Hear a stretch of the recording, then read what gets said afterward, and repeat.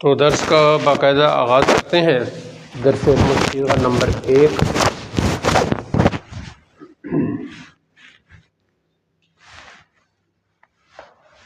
پہلے جو ہوگا عنوان ہمارا ہے جی کتاب الموسیقہ کا تعارف۔ تو کتاب الموسیقہ جو ہے یہ عربی کے علم الصرف پر مشتمل ہے، عربی زبان کے علم الصرف کے پر مشتمل ہے۔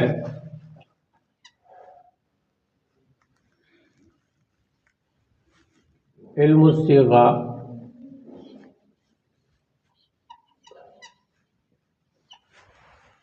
عربی زبان کے علم الصرف کی کتاب ہے۔ اب علم الصرف کی تعریف، موضوع، غرض تو آپ پہلے پچھلے سال پڑھ چکے ہیں، میزان الصرف، منشاب وغیرہ، صرف اسرار وغیرہ، باقی جو آپ نے صرف کتابیں پڑھی ہیں تو اس میں آپ پڑھ چکے ہیں۔ میں دوہرا دیتا ہوں کہ علم الصرف کی تعریف یہ ہے کہ وہ علم جس کے ذریعے لفظوں کے بنانے کا طریقہ معلوم ہو۔ اس علم میں لفظوں کے بنانے کا طریقہ معلوم ہوتا ہے، اور موضوع اس کا الفاظ ہی ہے، وہی الفاظ، کلمات جن کے بنانے کا طریقہ ہم نے سیکھنا ہے، وہی کلمات اس کا موضوع ہے۔ اور غرض یہ ہے، فائدہ یہ ہے، اس کا غرض یہ ہے اس علم کو حاصل کرنے سے تاکہ ہمیں الفاظ بنانے کا طریقہ آ جائے۔ جب ہم دوسری زبان پڑھ رہے ہوتے ہیں تو ظاہر ہے دوسری زبان کا سب سے پہلا جو ہم نے کام کرنا ہوتا ہے وہ اس زبان کے لفظوں کو سمجھنا، ذخیرہ الفاظ اپنے ذہن میں اکٹھا کرنا، ان کی بناوٹ کو سمجھنا، ان کے معنی کا سمجھنا، یہ ضروری ہوتا ہے۔ تو یہ ہو گیا جی علم الصرف کی تعریف، موضوع، غرض۔ اور یہ کتاب جو ہے آگے جا کر بھی آپ کو اس کی تفصیل معلوم ہو جائے گی۔ تو اس میں تقسیم انہوں نے یہ کی ہے، سب سے پہلے ہے جی اس میں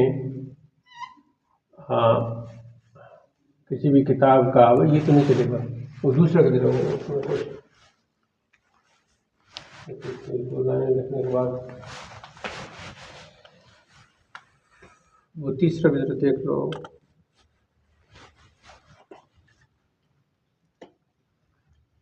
تو یہ ہے جی خطبہ کتاب، جو ابھی تھوڑی دیر بعد ہم پڑھیں گے۔ اس کے بعد ہے جی دوسرے نمبر پر مقدمہ۔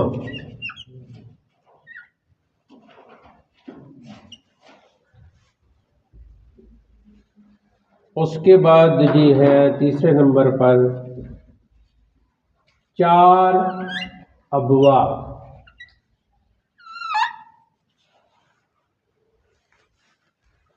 اور چوتھے نمبر پر ہے جی خاتمہ۔ تو کتاب کے آغاز میں زبان اس کی ہے جی فارسی زبان میں یہ کتاب لکھی گئی ہے اور ہے عربی علم الصرف پر۔ عربی علم الصرف کی کتاب ہے علم الصیغہ، اور علم الصرف کا ایک نام علم الصیغہ بھی ہے۔ صیغہ مجازی طور پر لفظ کو ہی کہتے ہیں، اور شروع میں عربی میں خطبہ ہے جس میں یہ بتایا گیا کہ یہ کتاب کیسے لکھی اور کیوں لکھی۔ پھر اس کے بعد مقدمہ ہے۔ مقدمہ میں کلمہ اور اس کی اقسام بیان کی گئی ہیں، کلمہ اور اس کی اقسام۔ کوئی بھی لفظ جو ہوتا ہے اسے کلمہ کہتے ہیں۔ اس کے بعد 4 بڑے باب ہیں، اور پھر آخر میں خاتمہ ہے۔ اب کتاب کا خطبہ اور اس طرف بڑھنے سے پہلے اور دعائیہ کلمات پڑھنے سے پہلے ہم ذرا مختصر انداز میں مصنف کا تعارف پڑھیں گے۔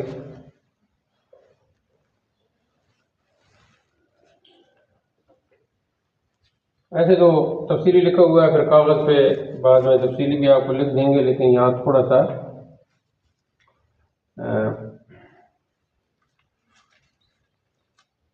میں آپ کو سمجھا دیتا ہوں۔ اصل نام ہے جی ان کا،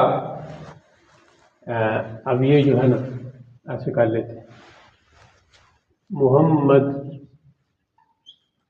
عنایت احمد، یہ ہے جی نام۔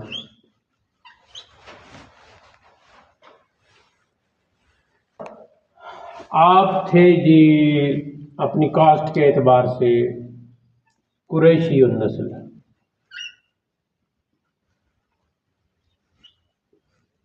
قریش جو ہے وہ عرب کا سب سے معزز قبیلہ، جو آپ صلی اللہ علیہ وسلم کا قبیلہ ہے، تو یہ بھی قریشی النسل ہے۔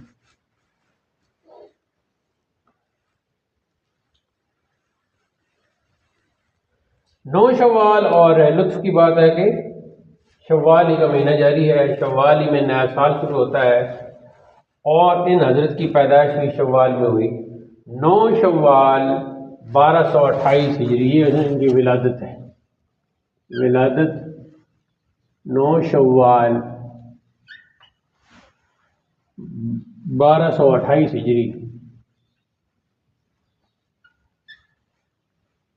گاؤں ہے جی ان کا دیوا، اور یہ ضلع ہے بارہ بنکی، بارہ بنکی یہ ضلع ہے، اور صوبہ ہے جی یو پی، اتر پردیش پورا نام ہے تو اس کو یو پی کہتے ہیں۔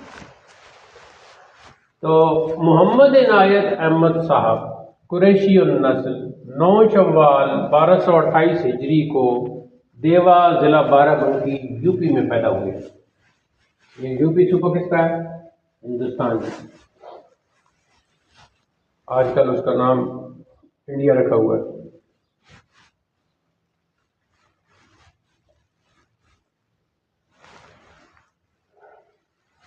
اچھا، اس کے بعد کچھ عرصے کے بعد آپ کے والد آپ کو لے کر اور اپنے باقی رشتہ داروں کے ساتھ جو آپ کا ننیال کا علاقہ تھا اس کا نام ہے جی کاکوری، تو کاکوری میں پھر رہائش پذیر ہو گئے۔ دیوا سے کاکوری چلے گئے، وہاں آپ کا ننیال تھا آلریڈی، وہاں رہائش پذیر ہو گئے، اور اس کے بعد پھر جتنا بھی ان کا خاندان تھا وہ کاکوری میں، یعنی اب تک کاکوری میں ان کی اولاد آ رہی ہے۔ اب اس کے بعد آتی ہے جی تعلیم۔ تعلیم آپ نے کاکوری میں حاصل کی، ابتدائی جو تعلیم تھی وہ کاکوری میں ہی حاصل کی۔ پھر 13 سال کی عمر میں رامپور چلے گئے، یعنی ابتدائی تعلیم ہو گئی کاکوری، اس کے بعد رامپور چلے گئے، اور وہاں مولانا سید محمد بریلوی لکھے، مولانا سید محمد بریلوی سے انہوں نے صرف و نحو کی تعلیم حاصل کی، یعنی عربی گرامر پڑھی۔ مولوی سید احمد بریلوی، شیراز کو کیوں نہیں پتہ؟ شروع تو اس سال شروع تو یہ لکھنا شروع کرو، مولوی سید احمد بریلوی۔ اچھا، اس کے بعد جو دوسری کتابیں وہ پڑھی ہیں جی مولوی حیدر علی ٹونکی، مولوی حیدر علی ٹونکی، یہ دوسرے استاد محترم ہو گئے۔ اور تیسرے استاد گرامی کا نام ہے جی مولوی نور الاسلام۔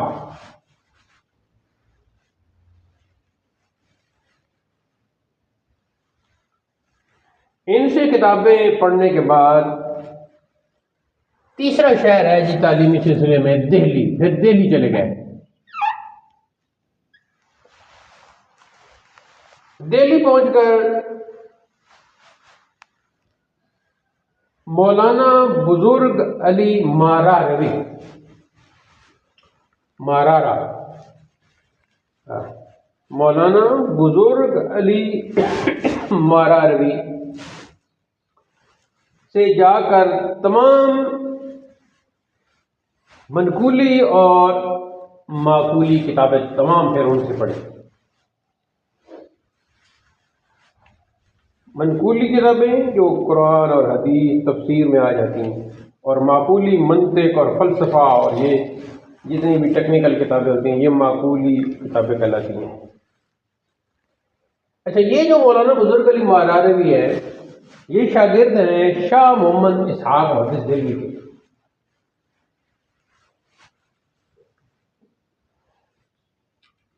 اب جب تمام مولانا بزرگ علی ماراروی سے تمام کتابیں پڑھ لی، فارغ التحصیل ہو گئے، تو اس کے بعد انہوں نے اگلا جو مرحلہ ہے وہ شروع کی جی تدریس، یعنی پڑھانا، تدریس شروع کی۔ تدریس میں پہلا مرکز جو ہے جامع مسجد علی گڑھ میں جو مدرسہ بنا ہوا تھا اس میں مدرس مقرر ہو گئے، اور پھر 1 سال تک پڑھاتے رہے۔ پھر اسی مدرسہ علی گڑھ میں مفتی اور منصف مقرر ہوئے، وہاں پھر مفتی بھی مقرر ہو گئے اور منصف بھی مقرر ہو گئے، یعنی کہ جج جنہیں کہتے ہیں۔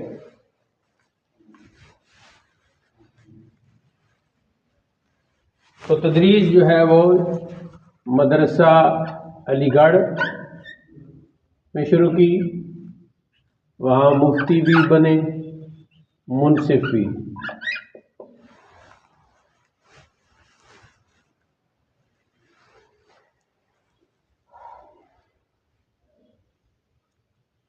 اس کے بعد یہ بریلی چلے گئے۔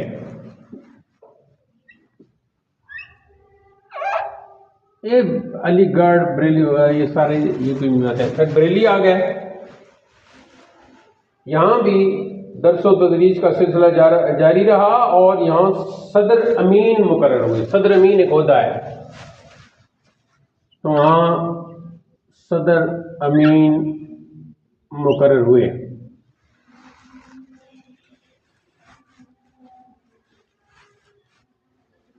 درس و تدریس کا سلسلہ جاری رہا اور برابر پڑھاتے رہے۔ اگلا عنوان لکھیں جی شاگرد۔ تو ویسے تو ظاہر ادھر بھی پڑھاتے رہے ادھر بھی پڑھاتے رہے تو بہت ہی شاگرد ہیں، لیکن خصوصی شاگرد جو ہے ان میں پہلے نمبر پر ہیں جی مولوی لطف اللہ علی گڑھی۔ یہ بہت بڑی شخصیت ہیں، خود بہت بڑے استاد ہیں، مولوی لطف اللہ علی گڑھی۔ دوسرے نمبر پر لکھیں جی قاضی عبد الجلیل۔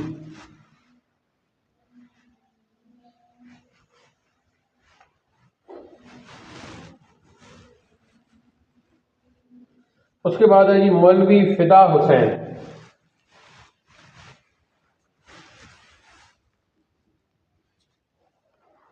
اور اس کے بعد ہیں جی نواب۔ یہ لفظ جو ہے نا پنجابی میں ہم نواب کہتے ہیں، لیکن اصل میں ہے نواب، نون کے اوپر پیش ہے اور واؤ کے اوپر شد ہے۔ نواب عبد العزیز خان،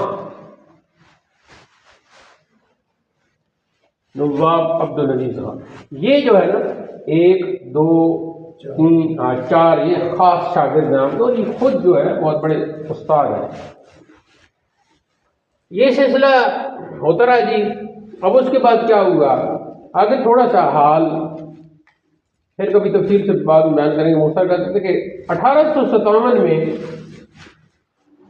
انگریزوں کے ساتھ آپ نے جنگ آزادی جب وہ سب لڑی گئی تو اس میں آپ بھی شریک تھے۔ 1857 میں انگریزوں کے ساتھ آزادی کی جنگ جو لڑی گئی تھی اس میں آپ بھی شریک تھے۔ تو یہ ظاہر ہے مسلمانوں کے حالات کچھ اس قسم کے تھے، تو یہ تحریک ناکام ہوئی، تو انگریزوں کا دوبارہ تسلط شروع ہو گیا، تو پھر انہوں نے بڑے بڑے علماء کو قید کر لیا تھا۔ تو جن علماء کو قید کیا ان میں یہ مفتی عنایت احمد، ان کا جو مشہور نام ہے وہ ہے جی مفتی محمد عنایت احمد کاکوروی، اس سے یہ مشہور ہے، مفتی محمد عنایت احمد کاکوروی۔ تو ان کو اور ان کے جو قریبی ساتھی تھے ان کو بھی انگریزوں نے قید کر لیا، اور قید کر کے 4 سال کے لیے ان کو جزیرہ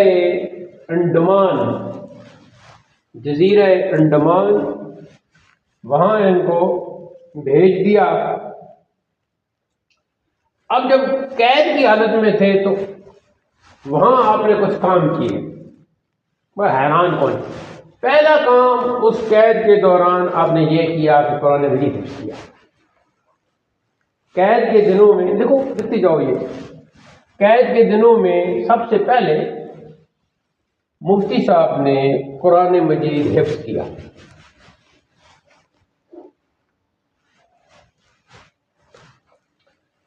پھر آپ صلی اللہ علیہ وسلم کی سیرت کی کتاب لکھی جس کا نام ہے تواریخ حبیب الہ۔ یہ تاریخی نام ہے، نکالو ذرا، تواریخ حبیب الہ، ادھر دیکھو تو مارکر کام نہیں کر رہا، تواریخ حبیب الہ۔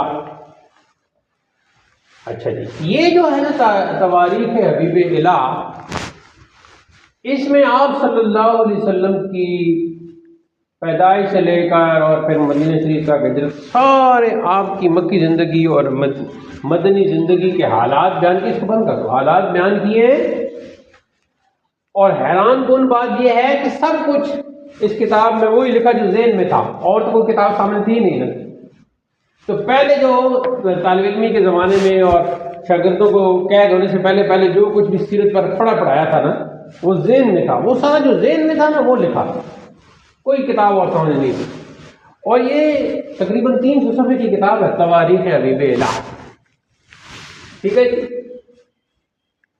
پھر یعنی اپنی یادداشت کی مدد سے تواریخ حبیب الہ لکھی۔ پھر آپ کے جو ساتھی وہاں موجود تھے نا، ان میں ایک اور حافظ صاحب بھی تھے، تو ان کو علم صرف پڑھانا شروع کیا۔ تو وہ جو ان کو علم صرف پڑھاتے تھے، زبانی جو کچھ ذہن میں تھا ان کو پڑھاتے رہتے تھے، یہ وہی کتاب علم الصیغہ بن گئی، جس کا ذکر ابھی خطبے میں کیا، آگے آ جاتا ہے۔ کوئی گرامر کی کتاب ہماری طرح یہ نہیں کہ 100 کتاب ادھر، 100 کتاب ادھر، 200 کتاب ادھر، 300 کتابوں کو سامنے رکھ کے کوئی کتاب لکھی، اس طرح نہیں، ذہن میں جو کچھ تھا۔ اچھا جی، پھر ایسے ہوا کہ آگے نام لکھیں جی، یاقوت حموی کی مشہور کتاب ہے معجم البلدان۔ یاقوت حموی کی عربی میں مشہور کتاب ہے معجم البلدان۔ معجم کا لفظ جو ہے ڈکشنری کے لیے استعمال ہوتا ہے، اور بلدان بلد کی جمع ہے، مختلف شہروں کے اس میں حالات ہیں، تعارف کروایا گیا ہے۔ تو وہ جو معجم البلدان کتاب تھی، ایک انگریز کو بہت پسند تھی، جو ادھر افسر وغیرہ لگے ہوئے تھے انگریز، تو اس نے کہا کہ مفتی صاحب آپ اس کتاب کا اردو میں ترجمہ کریں۔ تو 2 سال آپ ایسا ترجمہ کرتے رہے، اور 2 سال میں وہ ترجمہ مکمل ہوا، اور جب ترجمہ مکمل ہوا تو وہ خوش ہوئے اس ترجمے سے، اور پھر آپ کو رہا کر دیا گیا۔ تو دیکھو علم پڑھنے اور ترجمہ کرنے کا کتنا فائدہ ہے، کہ اگر آپ قید ہو جاؤ اور اگر آپ پڑھے لکھے ہو تو کوئی ترجمہ کر کے آپ رہا ہو سکتے ہو، زبان سے بھی ترجمہ کر سکتے ہو، بول کر بھی اور لکھ کر بھی۔ اچھا، اسی دوران آپ نے کچھ اور کتابیں بھی لکھی، ایک آپ کی کتاب تجوید پر بھی ہے، البیان الجزیر، اس کی ہم نے تصحیح بھی کی تھی شیرازی سرکار نے، وہ بڑی اچھی کتاب ہے۔ اس میں یہاں دورہ قرات میں اس میں سے بھی کچھ دیکھ کے پڑھاتا تھا، تو وہ بھی وہاں لکھی۔ ایک درود پر کتاب ہے، وہ بھی وہاں لکھی، اور کچھ کتابیں بھی لکھی، کچھ 20 سے زیادہ کتابیں آپ بھی، یہ بھی لکھ لیں۔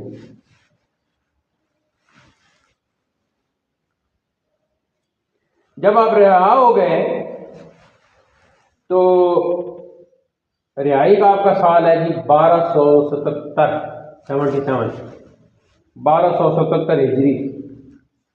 تو 1277 ہجری میں رہائی پا کر دوبارہ پھر کاکوری آ گئے، اور جیسا کہ میں نے کہا کہ کاکوری میں ہی آپ کا بعد میں سارا خاندان رہا، اور اب تک بھی جو آپ کی اولاد آ رہی ہے کوئی اگر کوئی ہے تو وہ کاکوری میں ہی ملے گا۔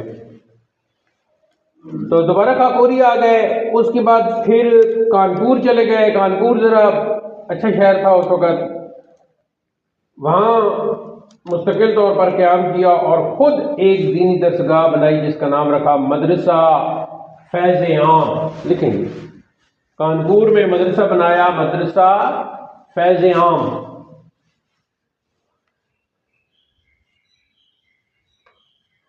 تو وہاں آپ نے پڑھانا شروع کر دیا۔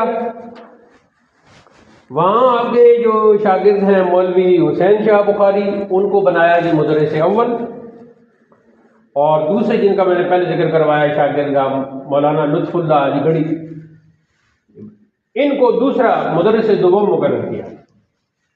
اپنے شاگرد مولوی حسین شاہ بخاری کو مدرس اول بنایا وہاں، اور مولوی لطف اللہ علی گڑھی بہت بڑے استاد ہیں اور آپ کے شاگرد ہیں، ان کو مدرس دوم مقرر کیا۔ اور حج کا موقع تھا اور آپ حج کے لیے روانہ ہو گئے۔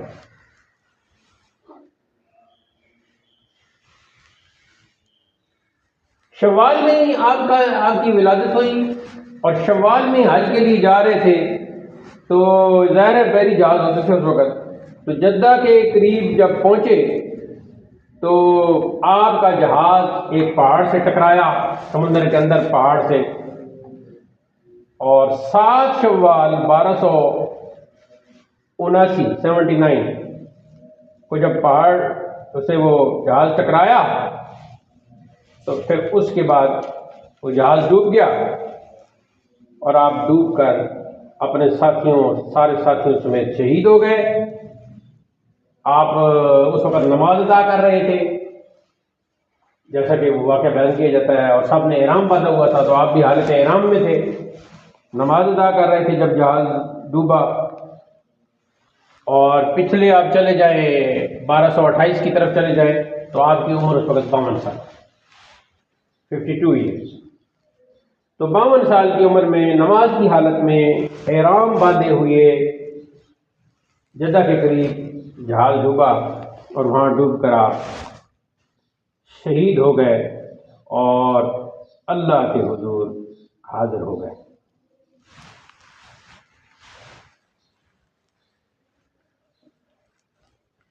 تو یہ جی تعارف ہے، یہ آپ نے آپس میں تکرار بھی کر لینا ہے، یاد کر لینا ہے، ایک ایک بات کو یاد کر لینا ہے۔ اور جو حیران کن آپ کی کتابیں ہیں ان میں یہ دو تو بہت ہی حیران کن ہے، تواریخ حبیب الہ اور دوسری یہ علم الصغار۔ ٹھیک ہے جی، تو تواریخ حبیب الہ آخر میں ہم اگر ٹائم ہوتا ہے تو اس کے حالات نکالتے ہیں جی۔ 1275 نکلیں، ٹھیک ہے۔ اب جی کتاب ہم شروع کرتے ہیں، تو برکت کے لیے یہ پڑھیں گے۔ سب سے پہلے جو دعا پڑھی جاتی ہے کوئی بھی کتاب شروع کرنے سے پہلے وہ پڑھیں گے، تو پڑھیں گے بسم اللہ الرحمن الرحیم، رب یسر ولا تعسر وتمم بالخیر وبک نستعین، رب یسر ولا تعسر وتمم بالخیر وبک نستعین،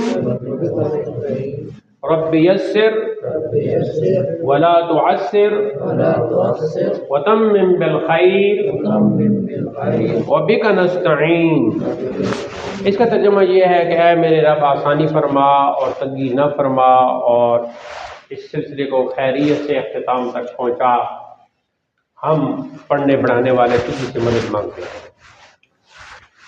کتاب کا باقاعدہ آغاز ہوتا ہے جی خطبہ، جیسا کہ میں نے پہلے بتایا عربی میں ہے، تو فرماتے ہیں بسم اللہ الرحمن الرحیم، الحمد للہ الذی بیدہ تصریف الاحوال وتخفیف الاثقال، والصلاة والسلام علی سید الہادین الی محاسن الافعال وعلی آلہ وصحبہ المضارعین له فی الصفات والاعمال. اما بعد، می گوید بندہ نیاز مند بارگاہ رب صمد المعتصم بذیل سید الانبیاء محمد عنایت احمد غفر له الاحد کہ این رسالہ ایس در علم صرف کہ بپاس خاطر شفیق محسن مجمع محاسن حافظ وزیر علی صاحب بجزیرہ انڈمن بعرض تحریر بمارض تحریر در آمدہ. آگے فرماتے ہیں ورود حقیر دران جزیرہ از نئے رنگ تقدیر بودا و کتاب از هیچ علم نزد خود نداشت. این رسالہ را بوضع نگاشت کے بجائے بمیزان و منشعب و پنجگنج و زبدہ و صرف میر بکار آید و بر فوائد دیگر ہم مشتمل باشد. نفع اللہ بہ الطالبین و رزقہم و ایای اتباع. آگے میں حل میں سنت کا لفظ ہے، سنت سید المرسلین صلی اللہ علیہ وعلی آلہ اجمعین. و این رسالہ مشتمل است بر یک مقدمہ، 4 ابواب و خاتمہ. تو یہ ہے جی حضرت کا ابتدائیہ.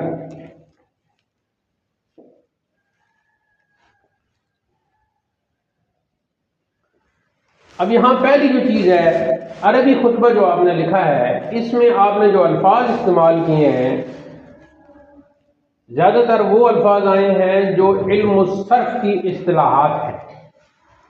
تو اسے جو خطبہ میں اس طرح کی جو اصطلاحات استعمال کی جاتی ہیں، اور ظاہری طور پر تو اس میں حمد اور نعت اور درود وغیرہ بھیجا جا رہا ہوتا ہے، لیکن اس علم یا فن کے الفاظ بھی استعمال کیے جاتے ہیں جس علم یا فن میں وہ کتاب ہوتی ہے. تو بلاغت میں اسے کہتے ہیں براعت استحلال. اب میں کیا کروں؟ براعت استحلال وہ ہے کچھ قابل. پہلے آپ کو یہاں ذکر کرتے ہیں نا،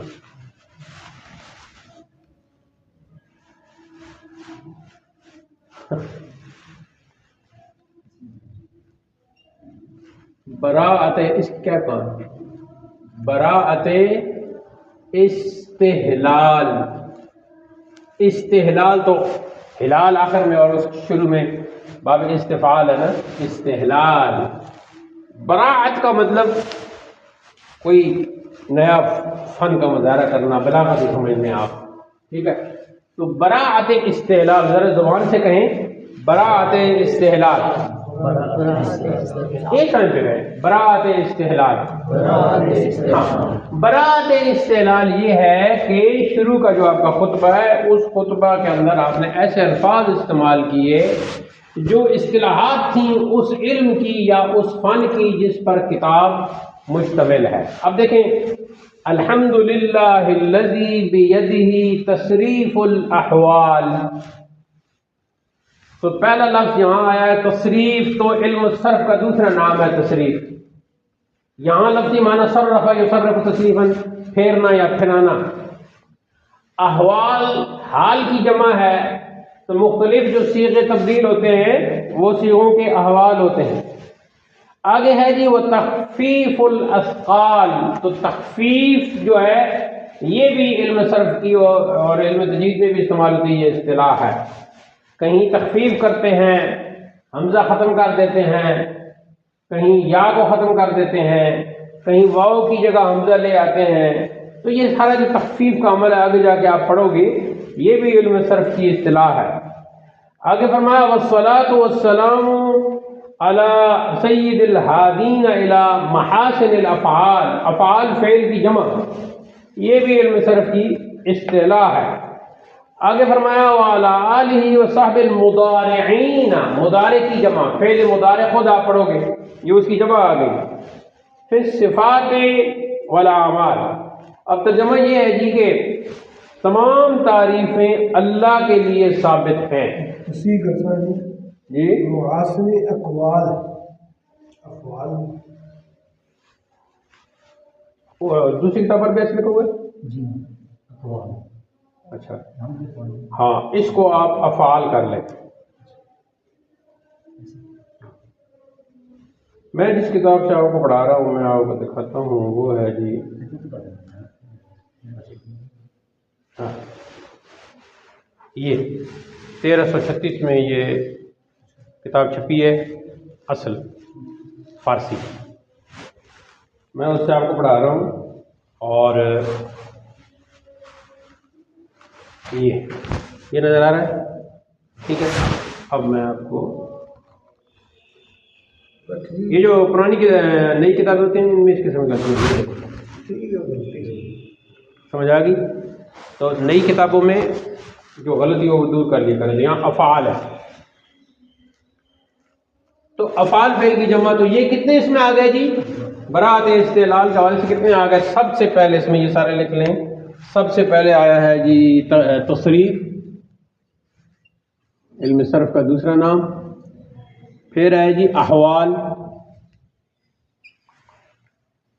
پھر ہے جی تخفیف،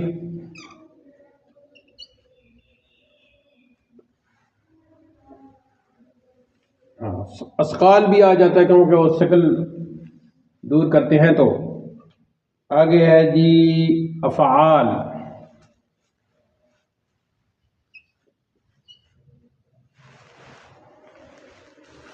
تو یہ براءت استعلال ہے۔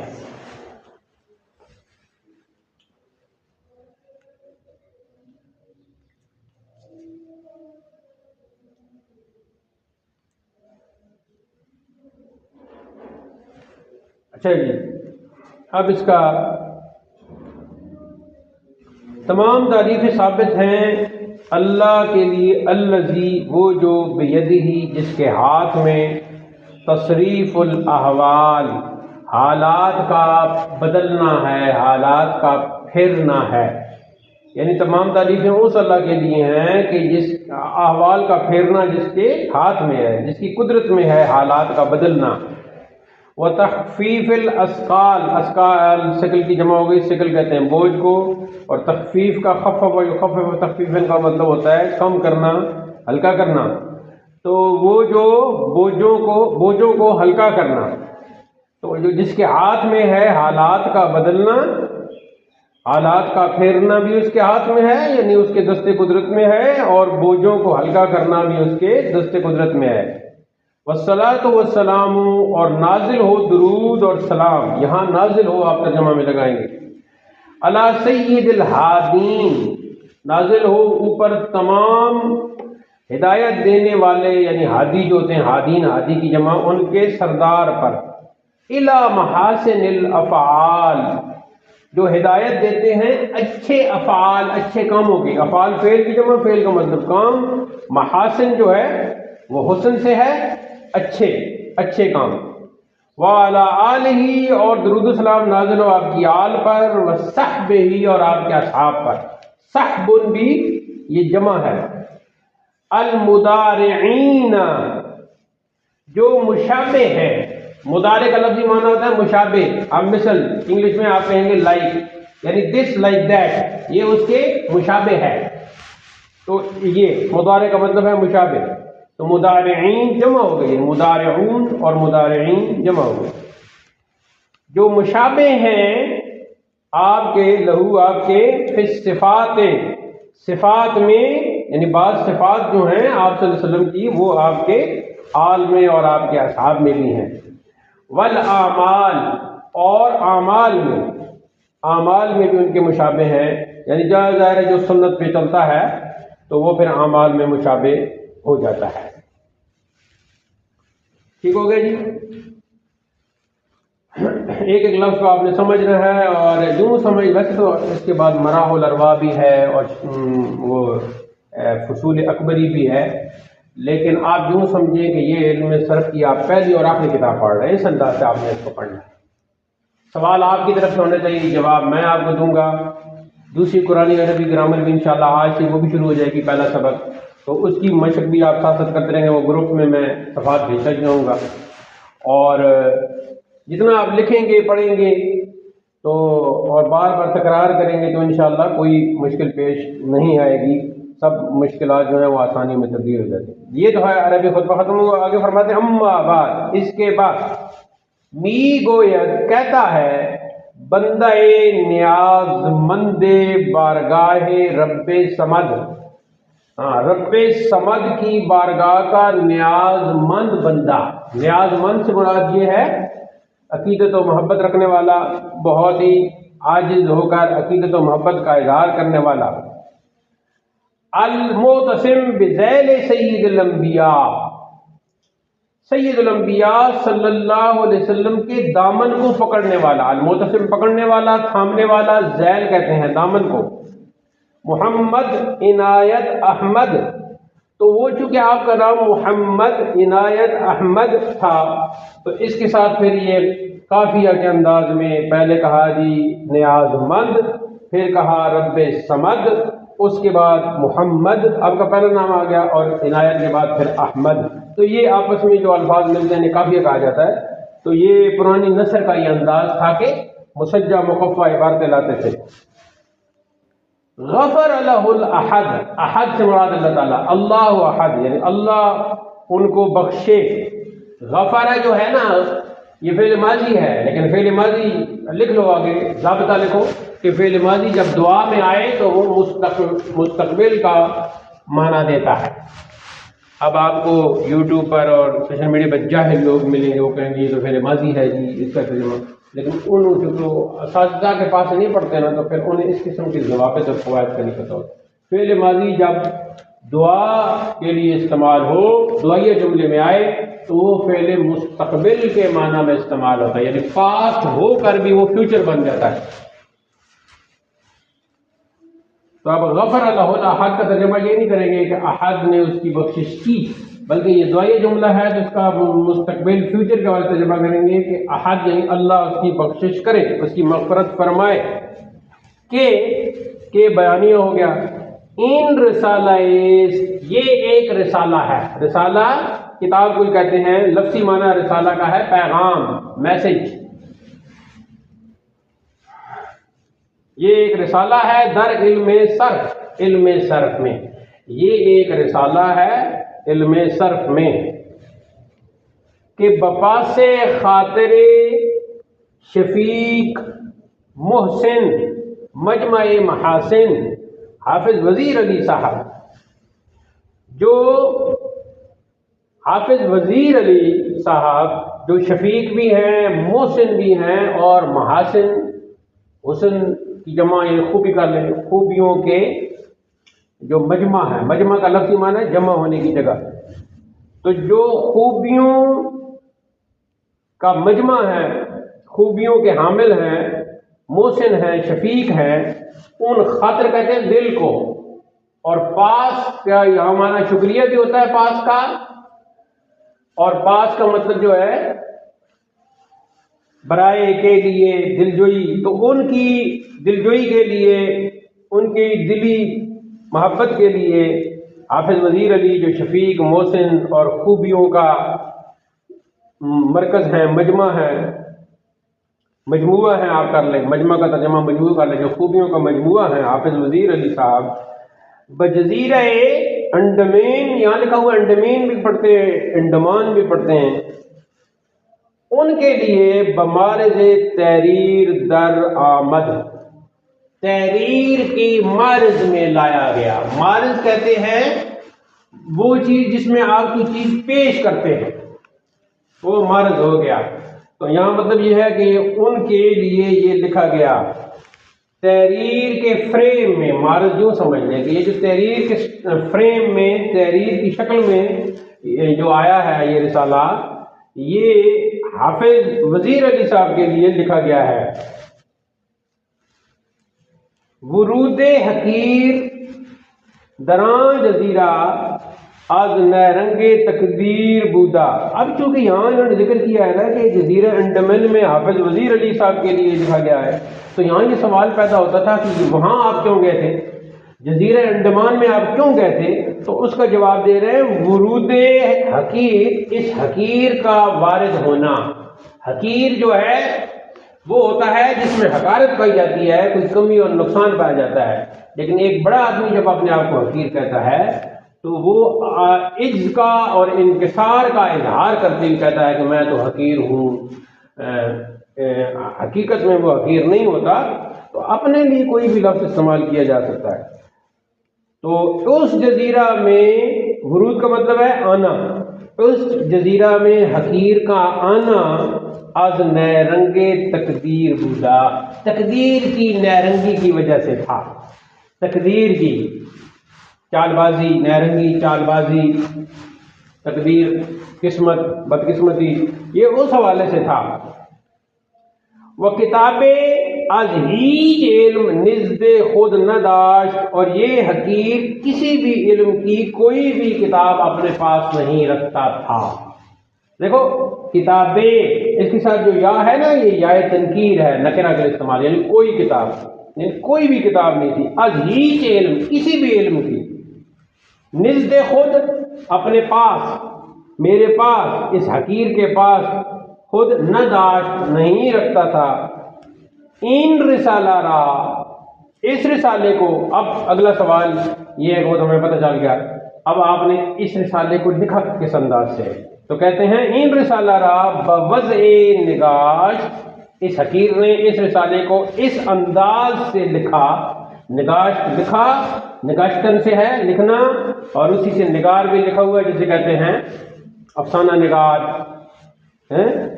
اور قطع نگار۔ تو نگار نگاشتن سے نکلا ہوا ہے، لکھنے والا پھر نگار بن جاتا ہے۔ بوضع انداز، وضع کا مطلب ہے انداز، سٹائل، اس سٹائل سے، اس انداز سے لکھا کہ بجائے بمیزان و منشاب و پنجگت و زبدہ و سرفلی، یہ کتابوں کے نام ہیں، یہ کہ کر کتابوں کے نام لکھ لیں، بکار آیا اس انداز سے لکھا کہ میزان، منشاب دو ہو گئی، پنجگن تین، ان سب کا میں نے ترجمہ کیا ہوا ہے، زبدہ چار اور سرفلی پانچ، ان پانچ کتابوں کے کی جگہ یہ کام آ جائے۔ میں نے اس رسالے کو اس انداز سے لکھا ہے، اس وضع سے لکھا ہے، اس سٹائل سے لکھا ہے کہ تاکہ علم صرف کی ان پانچ کتابوں کی جگہ یہ کام آ جائے۔ کون کون سی؟ میزان، منشاب، پنجگن، زبدہ اور صرف میر۔ آگے ہے جی وبر فوائد دیگر، دیگر کا یہاں مطلب ہے اور کئی دیگر فوائد پر ہم مشتمل باشد، ہی مشتمل ہے۔ ایک تو وہ جو پانچ کتابیں ہیں جن کے نام گنوائے انہوں نے لکھے ہیں، ان کی جگہ یہ کام آئے، ایک سے بنے اس کو اس انداز سے لکھا۔ مزید اس میں کچھ اور فائدے بھی میں نے شامل کیے ہیں جو ان سے ہٹ کر ہیں۔ ہم کا معنی ہے بھی۔ آگے پھر دعائیہ جملہ عربی میں لکھتے ہیں نفع اللہ بہ الطالبین، نفع پہنچائے اللہ ساتھ اس کے، ساتھ اس کی مراد کیا ہے؟ ساتھ اس کتاب کے، الطالبین طالب علموں کو، طلب رکھنے والوں کو، حسن طلب رکھنے والوں کو اللہ تعالیٰ اس کے ذریعے نفع پہنچائے، ورزقہم اور انہیں دے، ہاں ورزقہم اور انہیں دے، وَإِيَّايَ اور مجھے بھی، یعنی انہیں بھی دے اور مجھے بھی دے، وَإِيَّايَ مجھے بھی دے، وَإِيَّاكَ وہ ہم نے پڑھا ہے نا سورہ فاتحہ میں، إِيَّاكَ تو یہاں إِيَّايَ، انہیں بھی دے اور مجھے بھی دے، کیا دے؟ اتباع سنت سید المرسلین، رسول سید مرسلین، تمام رسولوں کے سردار جناب محمد مصطفیٰ صلی اللہ علیہ وسلم، یہ بریکٹ میں آ جائے گا، کہ سنت کی اتباع انہیں بھی عطا کرے اور مجھے بھی۔ رزقہم کا مطلب یہ ہے کہ انہیں عطا کرے، دے۔ صلی اللہ اور درود بھیجے اللہ. اب دیکھو صلی فعل ماضی ہے نا، لیکن چونکہ دعائیہ جملہ میں آیا ہے تو یہ اس کا ترجمہ فعل مضارع کی شکل میں کیا جائے گا. صلی اللہ درود بھیجے اللہ علیہ آپ پر، والا آلہ اور آپ کی آل پر، اجمعین سب پر. تو یہ جی اب اس میں اسے کہتے ہیں وجہ تعلیف. وجہ تعلیف کیا مطلب؟ یعنی کتاب لکھنے کی وجہ.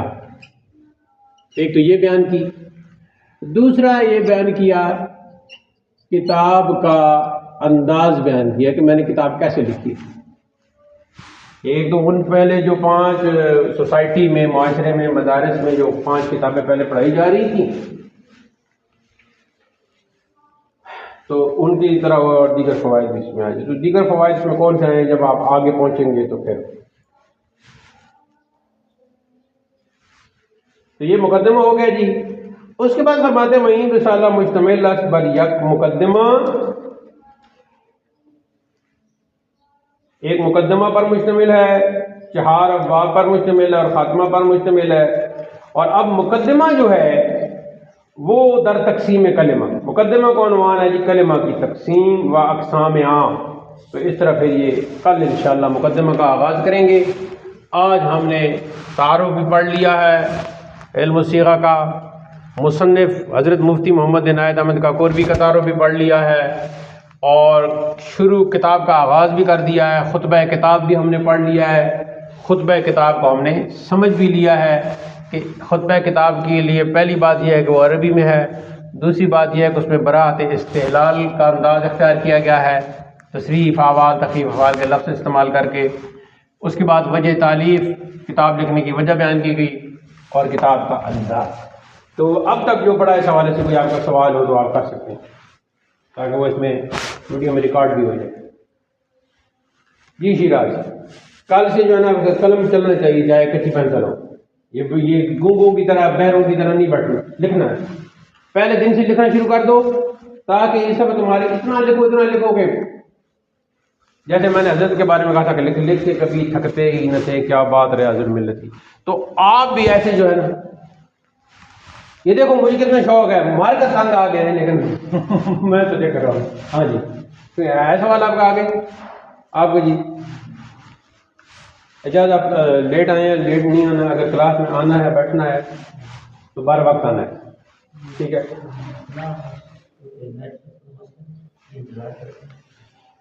ہاں جی، سوال ہے آپ کا؟ تو پھر آج کا پہلا درس علم الصیغہ کا یہاں اختتام پذیر ہوتا ہے. جو ویڈیو ملاحظہ کریں وہ ویڈیو کو شیئر بھی کریں، چینل کو سبسکرائب بھی کریں، اور اگر کوئی سوال ہو آپ کا تو وہ کمنٹ باکس میں ضرور لکھیں. انشاءاللہ اگلے درس میں اس کا جواب دیا جائے گا. وآخر دعوانا الحمد للہ رب العالمین.